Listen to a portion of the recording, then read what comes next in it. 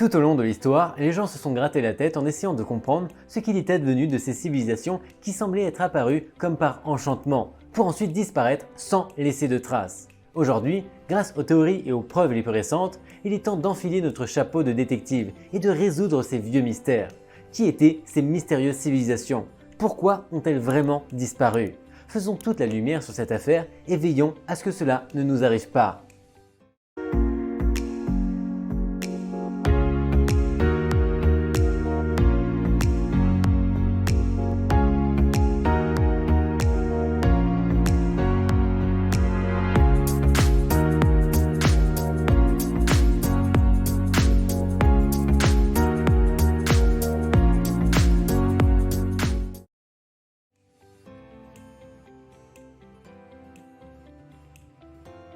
Lorsque les explorateurs espagnols sont arrivés à ce qui semblait être une ville en ruine, ils ont décidé de demander à un indigène local comment s'appelait l'endroit.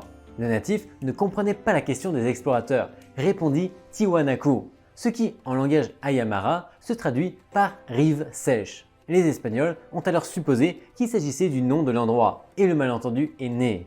Ils étaient loin de se douter que cette ancienne cité était en fait beaucoup plus ancienne qu'ils ne le pensaient, avec un âge estimé à 25 siècles.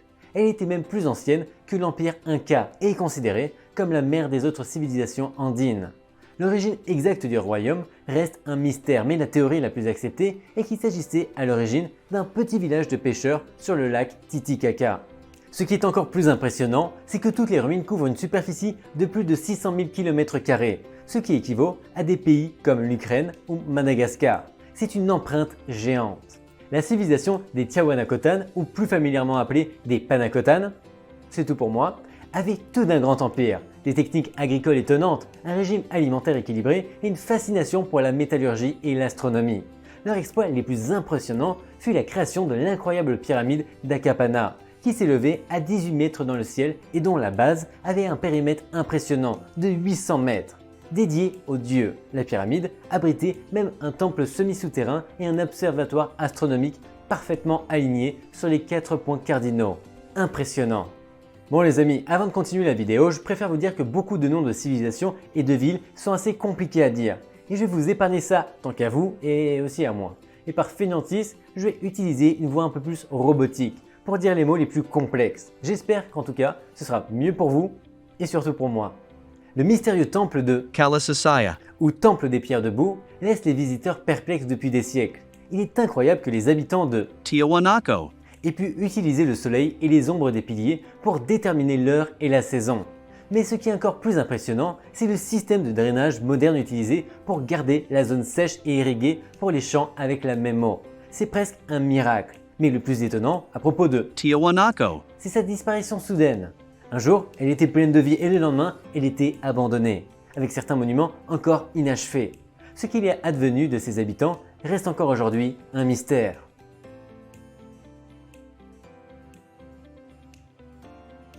Pour mieux comprendre Cahokia ou Tapioca pour les intimes, en tout cas, c'est que c'est le plus grand site archéologique associé à la culture mississippienne, dans l'est de l'Amérique du Nord. Une société avancée s'y est développée, nommée d'après une sous-tribu de la puissante confédération des Illinois qui est arrivée dans la région vers 1600.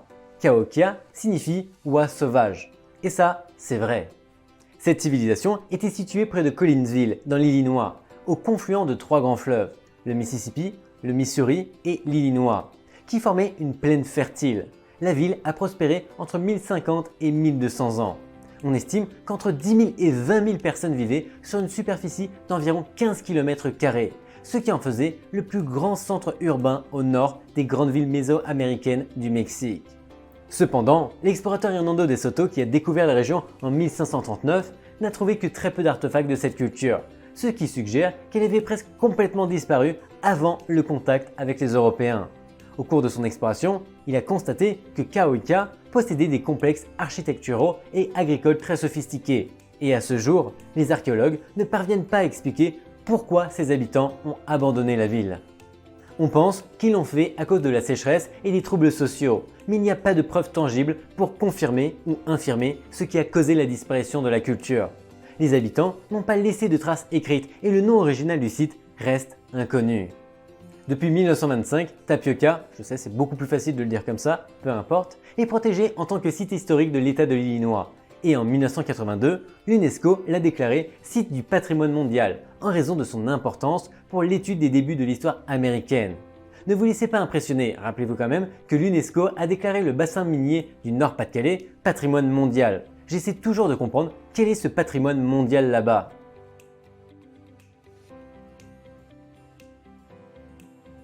Machu Picchu, l'ancienne citadelle inca située sur le terrain accidenté du Pérou, est une énigme qui intrigue les historiens, les archéologues et les voyageurs depuis sa découverte.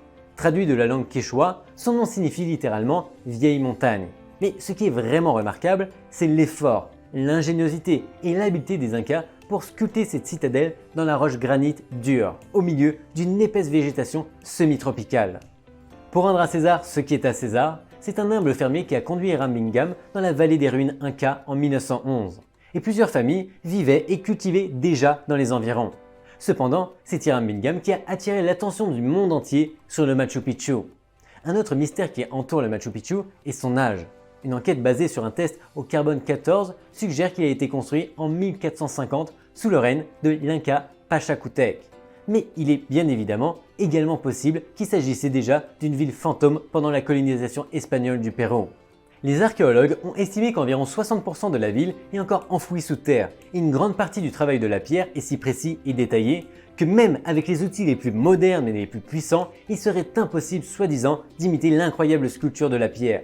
Oui, bien évidemment, nous pouvons construire des avions, des villes entières comme Dubaï en quelques années avec le plus haut bâtiment du monde de près de 800 mètres de haut, mais les journalistes tiennent à nous faire croire qu'il nous serait impossible de tailler une pierre.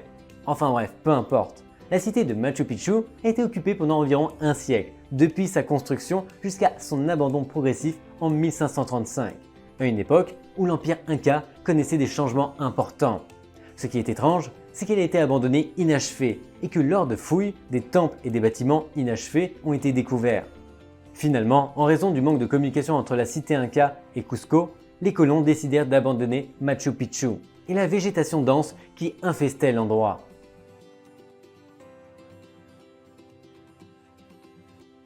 Pendant des années, la mystérieuse civilisation mésoaméricaine des Mayas a captivé les historiens et les archéologues, avec leur écriture glyphique emblématique, leur art, leur architecture et leur astronomie. Les Mayas avaient établi un empire vaste et influent qui s'étendait du sud-est du Mexique à l'ouest du Honduras et du Salvador. Malgré l'environnement désertique et inhospitalier dans lequel ils vivaient, les Mayas ont réussi à créer un système complexe de canaux, de réservoirs et d'autres mécanismes de stockage de l'eau pour assurer leur subsistance. Malheureusement, des études récentes ont attribué la disparition de la culture maya à 3 sécheresses prolongées qui ont accéléré son déclin. Les scientifiques ont même identifié des signes révélateurs de ce désastre environnemental dans les sédiments du rift de Cariaco, au nord du Venezuela. De plus, certains chercheurs pensent que la destruction par les Mayas de leur environnement naturel, combinée à la sécheresse, a fortement entravé leur capacité à se procurer de la nourriture, ce qui a conduit, bien évidemment, à leur disparition finale. Bien qu'il en reste encore quelques-uns, la majorité de la population maya a diminué, laissant la cause à leur disparition un mystère jusqu'à aujourd'hui. Difficile à dire avec certitude, mais certains pensent que les Mayas ont eu des contacts avec une civilisation extraterrestre, et que ces derniers ont pu jouer un rôle déterminant dans le développement de l'humanité. Cela peut sembler tiré par les cheveux, mais le livre Ancient Aliens in Australia, les anciens extraterrestres en Australie, présente des arguments très intéressants en faveur de cette théorie. Certains pensent que les aborigènes australiens sont en fait le chaînon manquant et que leur mythologie indique qu'ils sont descendus des étoiles. Bien que cette idée puisse sembler fantaisiste, elle mérite certainement d'être reposée une deuxième fois pour bien se poser la question. Qui sait, l'idée que les extraterrestres ont eu un impact sur notre évolution est peut-être fondée. On ne saura peut-être jamais.